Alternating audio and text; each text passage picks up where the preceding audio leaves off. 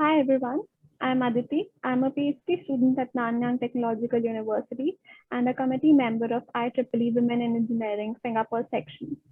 I would like to welcome you all to yet another session of this inspirational and interactive series called Women in Engineering, Science and Tech. This is a proud initiative by IEEE Women in Engineering Singapore chapter. In this series, we interview successful women who have been trailblazers in their respective domains and whose story we feel is worthy of sharing as female leaders and mentors, who can be an inspiration to so many other women out there and can offer advice and insights that can help women all over the world unleash their full potential.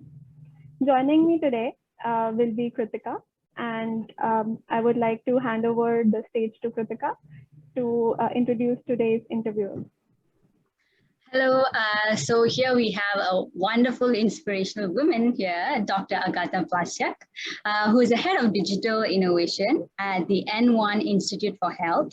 She's also part of the Institute of Digital Medicine, which is Wisdom, at NUS Yong Lewin School of Medicine, and also part of the Department of Biomedical Engineering. Welcome, Dr. Agatha. Thanks so much, Kritika. Very nice to be here today with you guys. Thank you for the invitation. That's great. So as we dive into the questions today, so your first question, let's start with when you began your career many years ago, did you ever imagine that you would be a leader in your profession? That's a good one, and I actually had to think a little bit about it. I think the answer is yes. I was up for a challenge of having a successful career. I suppose I didn't really have a good idea of who a leader is, and I'm still learning all of that, all of the different angles that come with it. As I started my PhD when I was 21, I feel at the time I was really focused on and very driven by the curiosity. I just really liked the idea of how neat research is and how it allows us to learn something new and about the world, basically. Yeah, but 21 is a very young age to start a PhD, so it looks like you knew what you were doing. All right. So the second question that we dive in would be, as a female leader, what has been the most significant barrier in your career, and how did you overcome that? I think what it was is really a bit of an imposter syndrome. And that's been going on from the very start, from the PhD, and really learning how to be confident and claim the narrative when representing myself as the expert in a specific field or subject matter expert, and how to get there.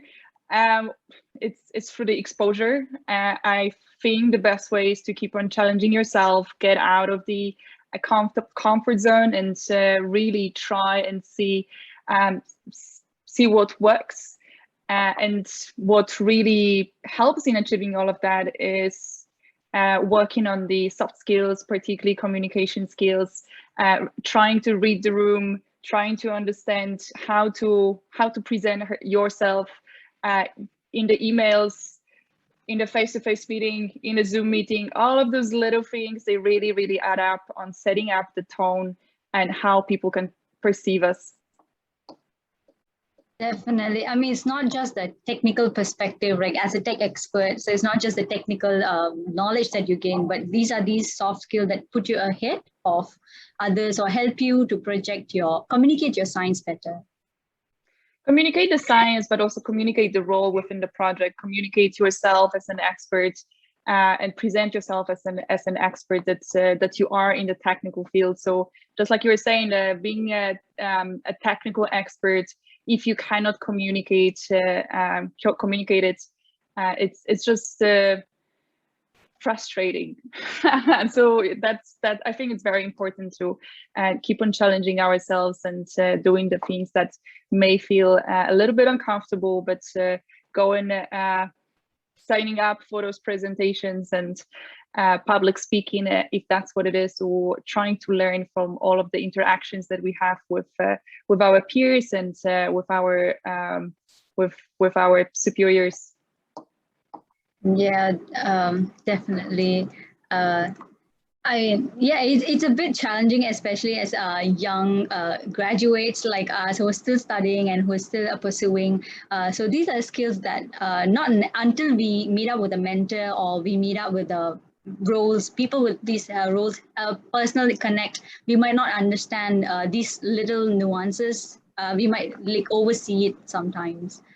Okay. Yeah, So yeah, I agree. I have to say that during my PhD, I didn't really realize that this one line in your CV, which is, or your, I don't know, resume or motivation letter, that is like good communication skills, what it really means and how important it is to basically enjoy your work in science and progress your career. Yeah, definitely. So the third question here we'd like to talk about women participation has been relatively low in STEM fields, engineering, technology, and all these things. Can you share with us any of your experiences where you might have faced any biases, and how did you manage that? I would start answering this question with acknowledging that while there is still room of improvement, things are definitely getting better. So there are a lot of reasons to be optimistic, and you know, especially as the given the increased recognition of having female representation where it's supposed to be, which is excellent. I'm so happy to see that that it's not a rarity anymore to see women during the panels and receiving awards. And so when it comes to this, the core of your question, it probably would be around being recognized as a subject matter expert or an authority in a specific topic or task. And how that can be overcome, it's really by increasing the visibility of female experts, even more than what we have seen so far. And how personally I overcome this is really by figuring out what is the best way to communicate and to control the narrative, trying to set up the authority that sometimes may also require seeking the support from someone who's already a recognized figure of authority. So I pay a lot of attention to introduce any of the staff with their titles, for example, at the initial meeting. So yes, of course, we can then drop this doctor or professor, but it sets the tone at the start and supports the shared understanding that the speaker to follow or that the person to follow up on the emails are included in there, that is going to reach out for more information to keep on working on the project, has quite a lot of experience and has the understanding and knowledge to serve as the subject matter expert. I think it's quite important to recognize those situations, and we can act ourselves, but also if necessary, we can seek some of the confirmation of the authority by our reporting manager or someone who's higher up and has an authority to share. Like recognizing and uplifting one another as a woman, or as in general per se, but specifically as a woman, you would like to like recognize that somebody has a talent, you want to like uplift them and like put them on the showcase, like. So yeah, you can say that. You can say that, and there's a lot. I mean, I'm a scientist. I really like my research. So there is a research about how these things are actually helping, and how they, on one hand, when they happen, and also how often they do not happen. So we still need to put an active thought behind these little things, and there are many more examples, of course. Yeah, definitely. Okay, that's an interesting perspective actually, about because usually when they talk about bias, it more turns towards like accusations sometimes, but how you perceive it is really fantastic. So let's go to the next question here. What are some strategies that you think can help women to be a leader in engineering and technology? You've already shared about communication, and how can we like be better at it, or what other strategies do you think can work? So I will start with saying that there are definitely many ways of doing it. There is no one recipe. There are so many different paths for that are gonna suit some of us better. And so there's I think we need to acknowledge that there's no one way to be a female leader. What is I think the most important, it's something that I already brought up, is to really have the visible role models in the just around us, in the environment around us, and that's why I think it's fantastic. It's great to see your initiative, guys. We also have Year of the Singapore Women here in Singapore. We also have just got a lot of posts. I've seen a lot of posts about the most recent Singapore Computer Society led selection of the 100 women in tech this year, which is fantastic. I had no idea. I mean, I have never actively thought about how many women are in tech and in the leadership position here in Singapore. So it's even for me, that if anyone asked me, maybe I would be able to answer it relatively correctly, but I was so happy to see so much of a representation of the fantastic work of other women, and also including women in panels. So we have less and less so-called manels, which is fantastic. So we are getting more and more of this idea, or that women can also be experts. And even in infographics, we can show women as doctors, as engineers, and as scientists, and these little things. I really think they matter for the next generation, and also for us to not feel distorted in the role that we have. Yeah, that's really great that you brought up celebrating women this year. Singapore has taken it as celebrating women. And also, there was a time where they had like first women astronaut, like first women, inspector. And then now it's becoming more representative. We see them in every field, like cryptocurrency, AI, and every field that you can think of possibly, and every designation as well.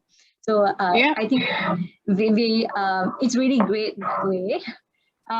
So let's go to the next question. And have you drawn professional inspiration from other women? And tell us about someone who inspired you.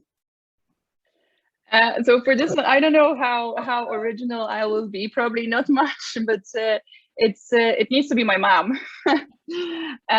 So my mom is also she has quite a successful career in a male-dominated profession, which is forestry, and a lot of.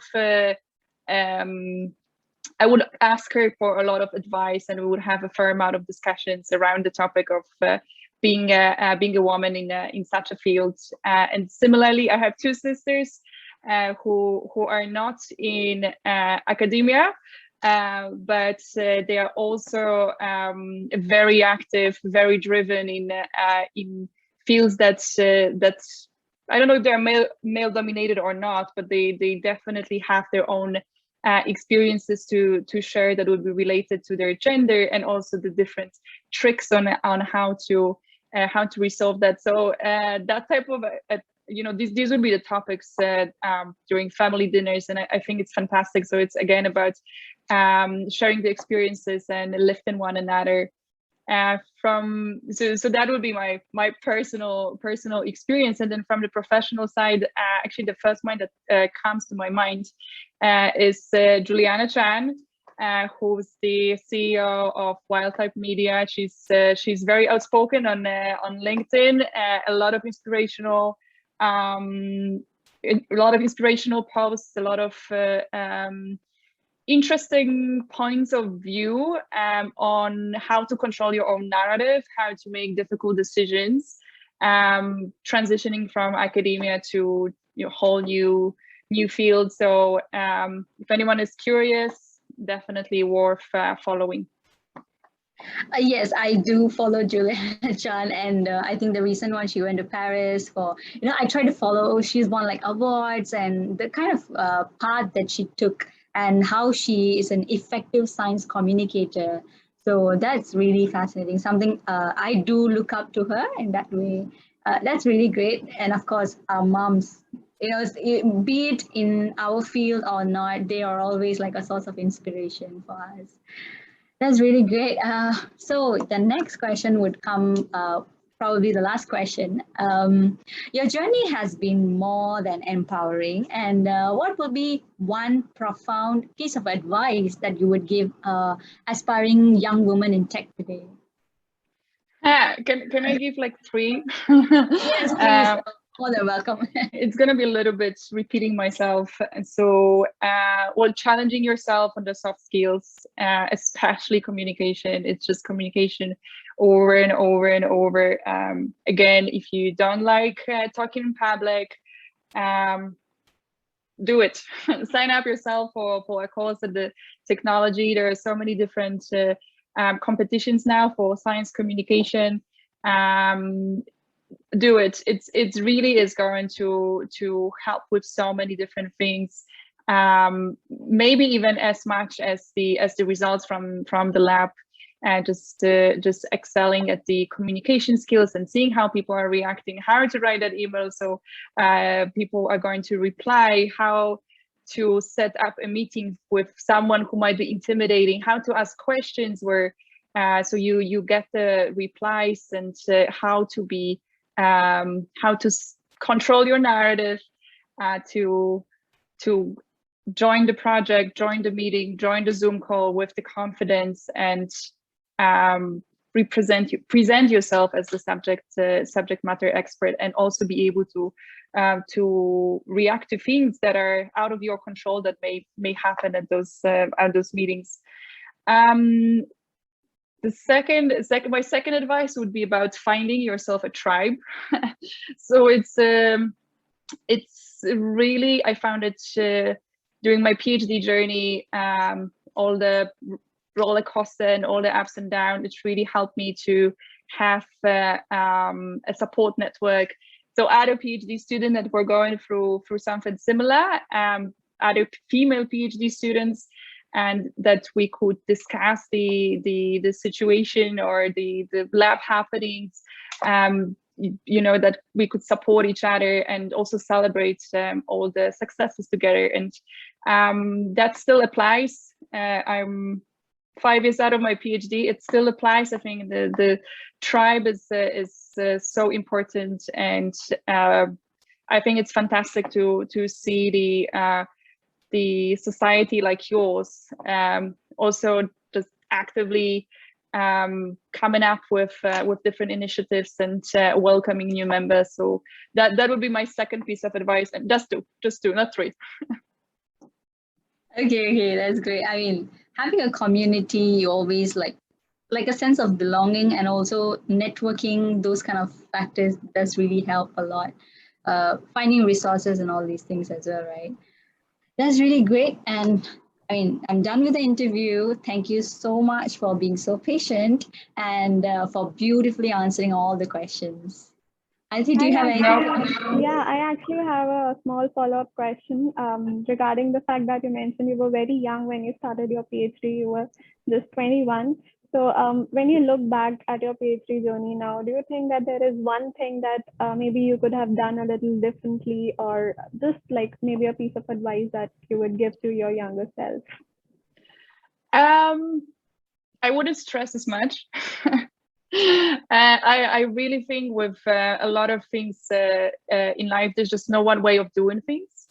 And I started my PhD very young, so there were a lot of things that I might have been a little bit more relaxed about, because at the time they really felt like maybe a little bit of at the end of the world, with the experiments were not working and things like that. And in the contrast to that, I have some friends that started their PhD basically at the time when I finished, and they had much better understanding, although we are the same age, and they would have much better understanding what they want to achieve through the PhD, and were able to focus on these specific things.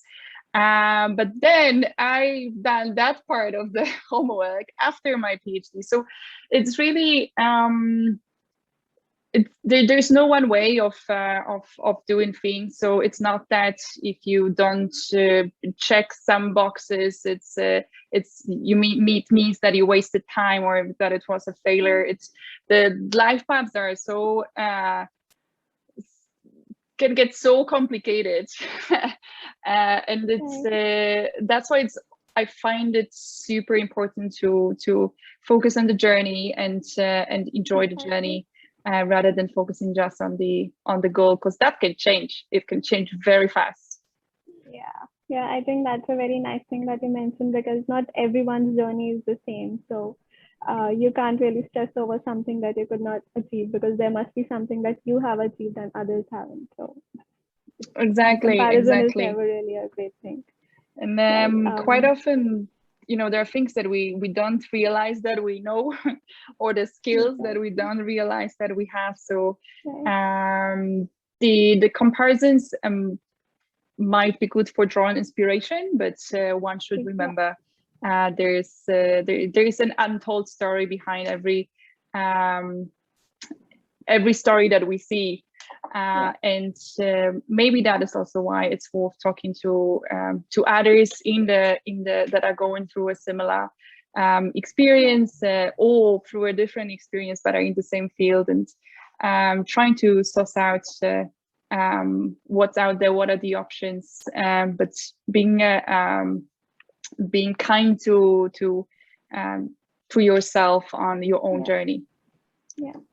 Yeah, I think that's very important. As researchers, we can just go with the flow and start overthinking a little too much. So we need to know when to stop. Yes, right. I would say so. Precisely. Right. Thank you so much, Agata. That's all from my side. Kritika, do you have anything else to add? No, I mean, I'm really great. There are a lot of pointers that I could take back from what Agata was speaking about, and a lot of things I might need to rewatch the interview, write down notes, and there's so much that we could really think about it. There might be little details, but I think implementing them, it's like a whole life thing, right? You have to continue to do that. Thank you very much, Aditi, and thank you very much, Agata. It was a pleasure. It was a pleasure. Thank you so much for having me. I also like the casual style of this interview. Was very nice. Thank you so much. Thank you. So thank you guys.